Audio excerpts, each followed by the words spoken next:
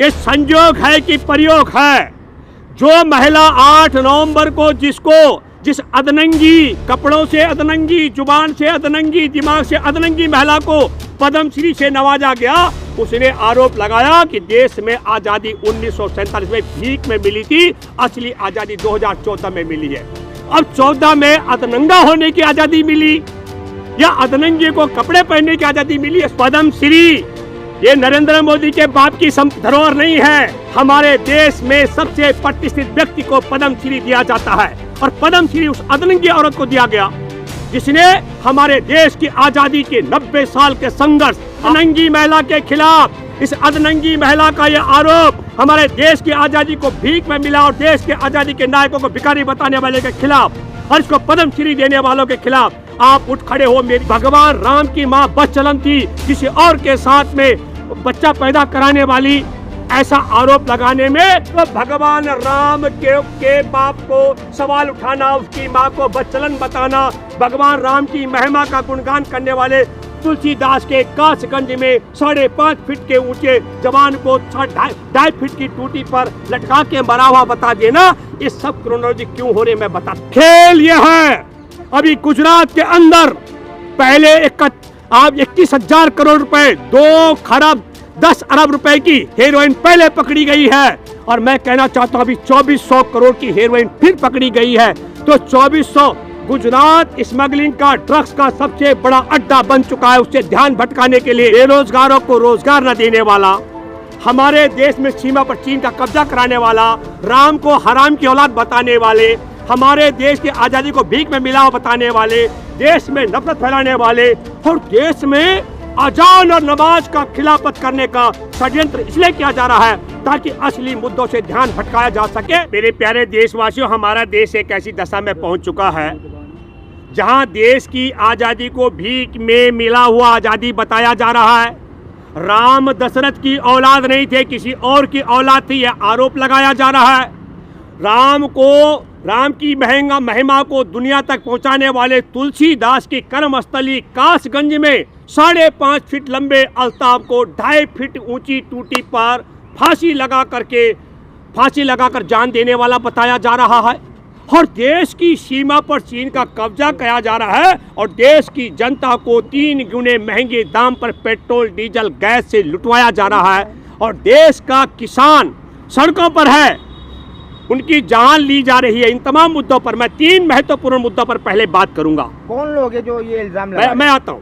मैं आपको बताना चाहता हूं संयोग है कि प्रयोग है। हमारे देश में एक दिमाग से, जुबान से और कपड़ों से अदनंगी महिला है। उस महिला को 8 नवंबर को राष्ट्रपति भवन में पद्मश्री से नवाजा गया और 8 ही नवंबर को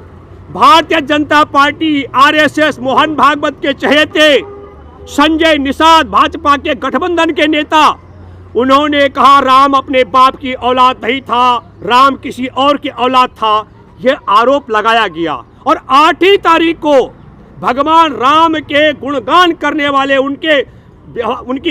आचार व्यवहार, उनके राजपाट के गुणगान करने वाले तुलसीदास के कासगंज से 23 साल के अल्ताफ को उठाया गया। उस पर एक लड़की भगाने का, लड़की से प्यार करने का, लड़की छुपाने का मुकदमा बनाया गया। 366, 363 की बात कर रहा हूं। तो मेरे दोस्तों, ये संयोग है कि प्रयोग है। जो महिला 8 नवंबर को जिस अदनंगी, कपड़ों से अदनंगी, जुबान से अदनंगी, दिमाग से अदनंगी महिला को पद्मश्री से नवाजा गया, उसने आरोप लगाया कि देश में आज़ादी 1947 में भीख में मिली थी, असली आज़ादी 2014 में मिली है। अब 14 में अदनंगा होने की आज़ादी मिली या अदनंगी को कपड़े पहनने की आज़ादी मिली, ये सोच का विषय है। लेकिन मैं एक बात कहना चाहता हूं कि सवाल ये नहीं है, ये पद्मश्री ये नरेंद्र मोदी के बाप की धरोहर नहीं है। हमारे देश में सबसे प्रतिष्ठित व्यक्ति को पद्मश्री दिया जाता है और पद्मश्री उस अदनंगी औरत को दिया गया जिसने हमारे देश की आजादी के 90 साल के संघर्ष, आप 1857 से 1947 तक, झांसी की रानी लक्ष्मीबाई से लेकर के सरदार पटेल तक, शहीद आजम भगत सिंह से लेकर चंद्रशेखर आजाद तक, जवाहरलाल नेहरू से सरदार पटेल तक, और असंख्य कुर्बानियां हुई तब 90 साल में हमारे देश ने आजादी हासिल की, उसको भीख में मिला हुआ बताने का मतलब झांसी की रानी लक्ष्मीबाई से लेकर इन तमाम महापुरुषों को, अशफाकुल्ला खां से लेकर के और तमाम, मैं कहता हूं, चंद्रशेखर आजाद, शहीद आजम भगत सिंह, सबको गांधी, जवाहरलाल नेहरू, पटेल, सबको भिखारी बताने का षड्यंत्र किया। इससे पहले तो मैं, मेरे प्यारे देशवासियों,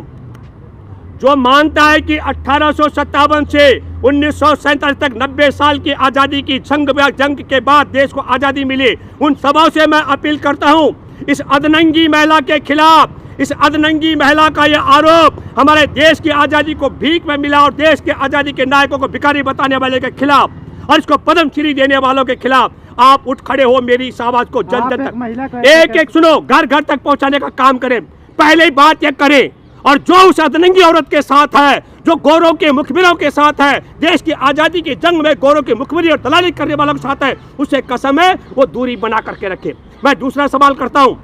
दूसरा महत्वपूर्ण, हमने सब लोग दशरथ नंदन जानते थे, दशरथ नंदन मानते हैं, भगवान राम जो है दशरथ के पुत्र और कौशल्या माँ के बेटे थे। लेकिन पहली बार भाजपा के राज में यह पता लग रहा है कि दशरथ की पत्नी कौशल्या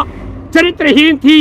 उसने दशरथ की बजाय किसी और के साथ संबंध बना करके राम को जना है। इसलिए मैं आपको कहना चाहता हूं, हमारे देश के भगवान राम, मैं वो हिंदुत्ववादी की बात नहीं कर रहा हूं, हिंदुओं के भगवान राम, और मैं तो जहां रहता हूं वहां सब लोग राम दुआ सलाम करते हैं आपस में, जन जन में राम, कण कण में राम। भगवान राम को और भगवान राम का अपने बाप की औलाद नहीं है ऐसा आरोप लगाने वाले, भगवान राम की माँ बचलन थी, किसी और के साथ में बच्चा पैदा कराने वाली, ऐसा आरोप लगाने में जो लोग भगवान राम को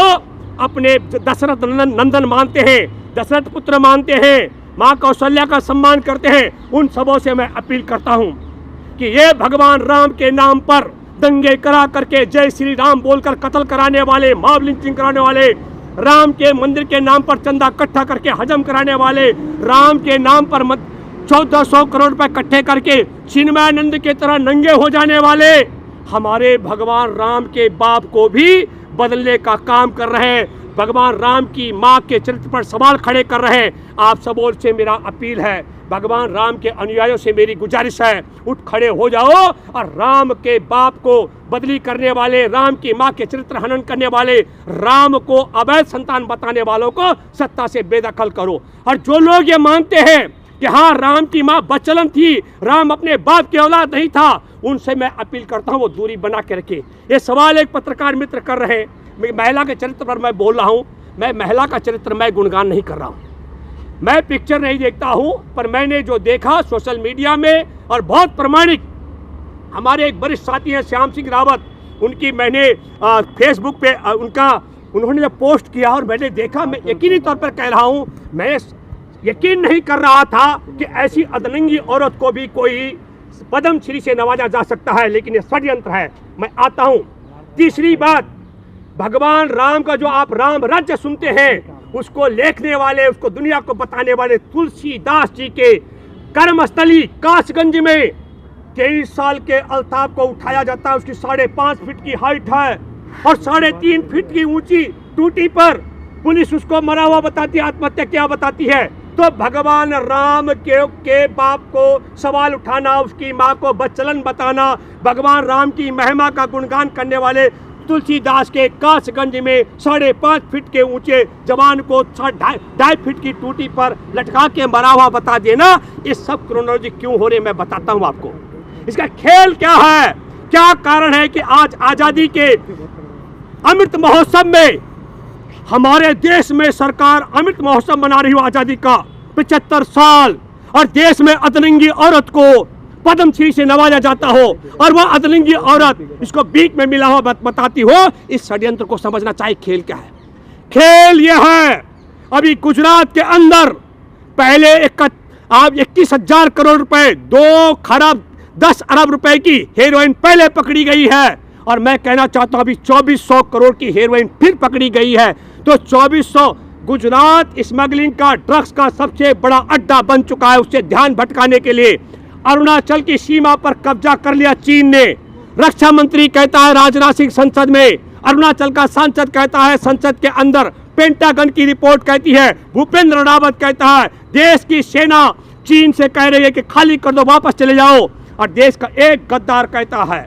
देश का एक गद्दार जो मुनीमगिरी कर रहा है अदानी अंबानी के, नरेंद्र मोदी, वो कहता है कोई कब्जा नहीं हुआ। जैसे पहले कहा था ना कोई घुसा है, ना कोई घुसाया है, फिर बोलेगा ना कोई गांव बसा है। मैं आपको कहना चाहता हूँ, इससे ध्यान भटकाने का षड्यंत्र है।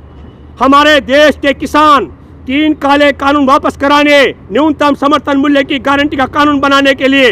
1 साल से आंदोलन कर रहे हैं। 700 किसानों की शहादत चली गई, उससे ध्यान भटकाने का है। नरेंद्र मोदी ने कहा हम 2 करोड़ लोगों को रोजगार दे रहे हैं। 2018 में 54 करोड़ रुपए लूट करके बेरोजगारों से एसएससी के पेपर क्लियर कर चुके हैं जो बच्चे 54,000, और उन 54,000 बच्चों ने लिखित टेस्ट भी पास कर दिया, उन्होंने फिजिकल टेस्ट भी पास कर दिया, मेडिकल टेस्ट पास कर दिया। 2018 से लेकर आज तक, आज 13 नवंबर 2021 की बात कर रहा हूं, जंतर मंतर पर उनका धरना चल रहा था, अभी तक उनकी नियुक्ति नहीं हुई। तो बेरोजगारों को रोजगार न देने वाला, हमारे देश में सीमा पर चीन का कब्जा कराने वाला, राम को हराम की औलाद बताने वाले, हमारे देश की आज़ादी को भीख में मिलाव बताने वाले, देश में नफरत फैलाने वाले, और देश में अजान और नमाज का खिलाफत करने का षड्यंत्र इसलिए किया जा रहा है ताकि असली मुद्दों से ध्यान भटकाया जा सके। इसलिए मैं आज आपके सामने आया हूं कि अजान का विरोध करके धर्म मजबूत नहीं हो सकता, देश मजबूत नहीं हो सकता है। नमाज का विरोध करके देश की मजबूती नहीं मिल सकती है। देश की मजबूती मिल सकती है जो चीन ने कब्जा कर लिया उसे हटाया जाए, जो भगवान राम को अपने बाप की औलाद नहीं मानते हैं उन्हें सत्ता से बेदखल किया जाए, जो देश की आज़ादी को भीख में मिलावा बताते हैं उन्हें। और मैं फिर कहना चाहता हूं, नरेंद्र मोदी और ये मोहन भागवत, मैंने पहले कहा था ये मोहन भागवत का डीएनए हिंदुओं से मैच नहीं करता है। ये नालायक हमारे भगवान राम को अपने बाप की औलाद न मानने वालों को अपनी पार्टी में शामिल कराता है। मैं एक बात कहना चाहता हूँ, ए नरेंद्र मोदी, अगर तुम भी मानते हो कि भगवान राम अपने बाप की औलाद नहीं है तो तुम संजय निषाद के साथ कायम रखो, तुमको एक वोट मिलने वाला नहीं है। और अगर तुम मानते हो हमारे भगवान राम दशरथ के पुत्र थे और उनकी पत्नी कौशल्या राम की मां बच्चलन नहीं थी, तो तत्काल संजय निषाद से इस्तीफा वापस, समर्थन वापस लो और उसको जेल में डालो। और दूसरी बात, कंगना रनौत, अगर तुम ये मानते हो कि आजादी भीख में मिली थी, देश के नायक भिखारी थे, तो तुम इस अधनंगी औरत के पास कायम रखो पद्मश्री, क्योंकि 2024 में नरेंद्र मोदी तुम्हारे गिरोह को हम जेल में डलवाएंगे और यह अधनंगी औरत जेल में रहेगी। और अगर तुम मानते हो कि देश की आजादी का 75वां क्या कहते हैं अपना अमृत महोत्सव है और इस अधनंगी औरत ने झूठ बोला, तो पद्मश्री वापस लेकर इसे हथकड़ी लगा के जेल में डालो, देशद्रोह का मुकदमा बनाओ। और लास्ट बात मैं कहना चाहता हूं देशवासियों, अगर भगवान राम को अगर भगवान राम को हराम का बताने वाले और हमारे देश को भीख में मिलाव बताने वाले नरेंद्र मोदी संघ परिवार पर मौन रहता है, तो समझ लो ये जो नकली हिंदू हैं ये हमारे देश में भगवान राम को कलंकित करने के लिए आए हैं और देश की आज़ादी की शान और देश की आज़ादी के नायकों का नाम बदनाम करने के लिए आए हैं। इनको सत्ता से बेदखल करना पड़ेगा। अब बोलिए।